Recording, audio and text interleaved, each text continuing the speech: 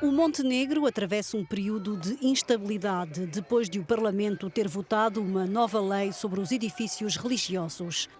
Independente da Sérvia desde 2006, o Estado dos Balcãs tem sido palco de várias manifestações convocadas pela Igreja Ortodoxa Sérvia.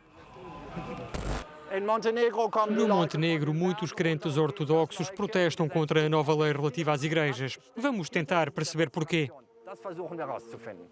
Segundo o novo regime jurídico do património cultural, as igrejas devem fornecer os títulos de propriedade dos bens que possuem.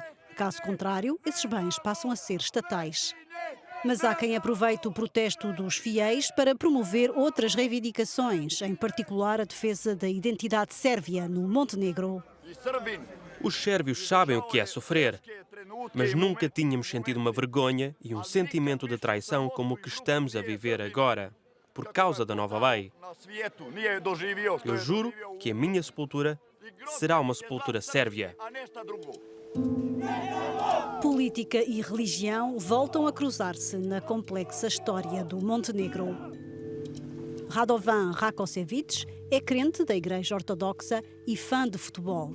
Em casa tem uma bandeira sérvia e pintou o quarto com as cores do clube Estrela Vermelha de Belgrado. Radovan é militante de um partido político pró-sérvio. Sou bastante ativo nas redes sociais, discuto com amigos e conhecidos, telefono-lhes para convidá-los a participar nas nossas marchas de protesto.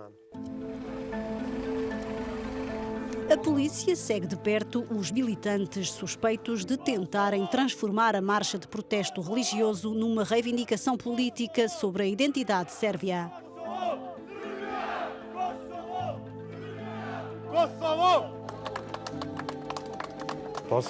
Sinto-me abençoado. É impossível expressar os meus sentimentos. É preciso andar connosco, com o povo, para sentir a força da nossa unidade. Radovan Rakočević fundou uma filial da Saint Sava, uma organização de Belgrado que no século XIX lutou pela identidade sérvia. A estratégia do grupo passava por associar as crenças religiosas do povo ao projeto político de criação de uma grande Sérvia.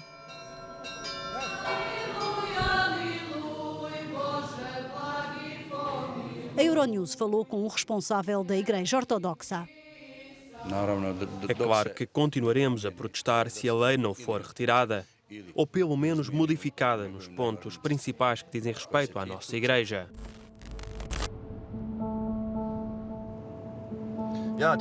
As origens deste conflito estão profundamente enraizadas no passado. Estamos a caminho de Cetinje, capital do antigo reino do Montenegro. Há duas igrejas ortodoxas rivais que reivindicam a propriedade do mosteiro. Hoje, o edifício é a sede oficial da Igreja Ortodoxa da Sérvia, mas a Igreja Ortodoxa do Montenegro quer recuperá-lo. A Euronews falou com o responsável da instituição, que não é reconhecida pelo Estado do Montenegro. Há muito dinheiro que é injetado no Montenegro vindo de fora para financiar os protestos. Os sérvios que vivem na Sérvia estão em contacto com os sérvios que vivem aqui. Querem recuperar o Montenegro e controlar a Igreja Ortodoxa no Montenegro como fizeram em 1920. Para o governo do Montenegro, o facto de o património religioso passar a ser propriedade pública não impede que as diferentes religiões continuem a usar os edifícios. Mas para a Igreja Ortodoxa Sérvia, a nova lei é uma ameaça à liberdade de culto. A liberdade religiosa está ameaçada. Os direitos de propriedade da nossa Igreja estão ameaçados, tal como os nossos lugares sagrados e o nosso estatuto jurídico. Não queremos perder os direitos adquiridos durante 800 anos. Esses direitos nunca estiveram em perigo até agora.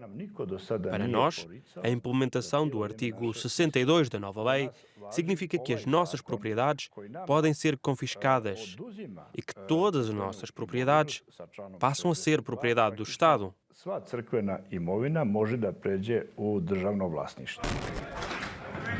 Em dezembro de 2019, forças da oposição pró-sérvia tentaram interromper a votação da lei no Parlamento. A intervenção das forças de segurança levou à detenção de 18 deputados. A Euronews falou com o ministro do Montenegro responsável pela nova lei. Pensa que existe o perigo de uma destabilização política do Montenegro vinda do exterior do país? A cada dia que passa, ouvimos cada vez mais slogans políticos durante os protestos. As pessoas dizem Sérvia, Kosovo, Sérvia, Kosovo. O objetivo é óbvio. Trata-se de destabilizar o Estado do Montenegro. A Rússia e a Sérvia opuseram-se à nossa independência e integração na NATO. Essa luta para desestabilizar o Montenegro continua. Eles querem mostrar que o Estado do Montenegro não pode existir. Eles manipulam os sentimentos religiosos da população. O Estado de Montenegro não quer tirar nada à Igreja para dar a outra pessoa ou instituição. Niti želimo nekome da uzmemo crkvu, niti želimo nekome da damo crkvu. Segundo o diretor dos arquivos estatais, durante o reino do Montenegro, o Estado era proprietário dos edifícios religiosos, mas concedia o uso das propriedades à Igreja.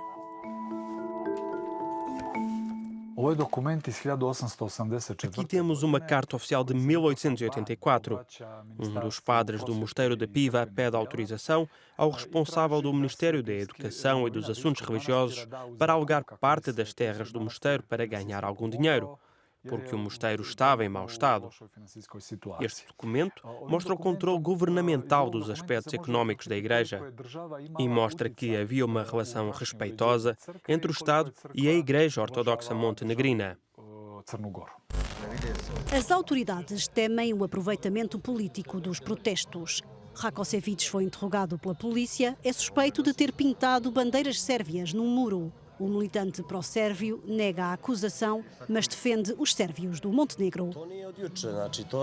Após o referendo sobre a independência do Montenegro, começámos a ser discriminados. A razão é sempre a mesma. Deve-se ao facto de o povo sérvio ter votado a 100% pela unidade entre o Montenegro e a Sérvia. A Comissão Europeia apela ao Montenegro para resolver o conflito com a Igreja Ortodoxa por via do diálogo. Mas quem viaja pelo país pode constatar a presença das marcas do medo e do ódio.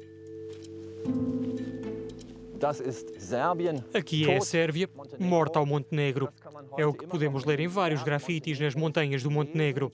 Hans von der Brelie aus Montenegro für Euronews.